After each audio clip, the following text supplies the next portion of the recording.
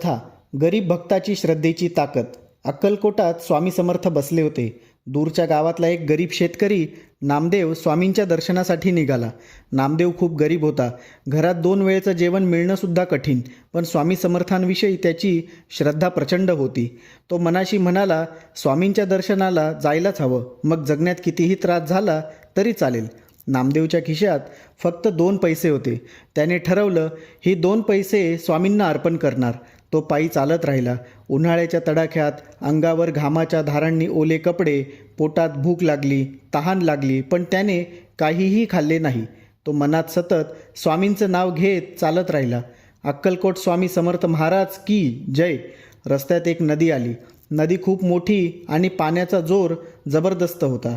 नामदेव थांबला, पण मागे फिरला नाही. त्याने डोळे मिटून स्वामींना हाक मारली, स्वामी, मी तुमच्याकडे येतोय. तुमच्याशिवाय मला कोणी नाही. माझी नाव बनवा. अचानक काय झालं? नदीच्या पाण्याचा जोर कमी झाला. एका झाडाजवळ तरंगत एक लाकडाचा ओंडका आला. नामदेव त्यावर बसला आणि नदी पार केली. त्याच्या डोळ्यात अश्रू आले. स्वामी, तुम्ही माझी नाव केली. तो पुढे चालत राहिला. शेवटी अक्कलकोट गाठलं. स्वामींच्या मठात पोचल्यावर तो जमिनीवर पडून रडू लागला. स्वामी, मी आलो. या माझ्या 2 पैशांच्या अर्पणासह माझं मन तुमच्यासमोर ठेवलं. स्वामी समर्थ हसले. त्यांनी नामदेवकडे पाहून म्हटलं, अरे नाम्या, आम्ही तुझ्या पैशांकडे नाही, तर आम्ही पाहतो तुझ्या मनातली श्रद्धा. तू निस्वार्थ भावनेने आलास म्हणून तुझं सर्व कर्ज आम्ही फेडतो. त्या दिवसापासून नामदेवचं आयुष्य बदललं. त्याच्या शेतात भरपूर पीक आलं.